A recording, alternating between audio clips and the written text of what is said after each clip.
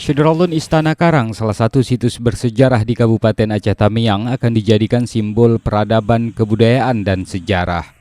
Bekas gedung kerajaan di Kecamatan Karangbaru, Aceh Tamiang ini diproyeksikan menjadi museum atau sebagai ruang pustaka.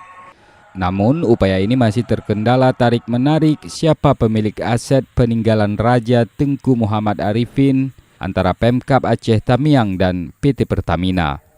Sejauh ini kendala ini telah berimbas pada kondisi bangunan yang tidak terawat, bahkan di halaman belakang telah dimanfaatkan warga untuk mengembala ternak. Sementara dalam pertemuan Bupati Aceh Tamiang Mursil bersama anggota DPD RI Abdullah Putih dengan ahli waris kerajaan, diharapkan rencana pemugarannya bisa berjalan dengan lancar. Dari Kuala Simpang, Rahmat Wiguna, Serambi On TV.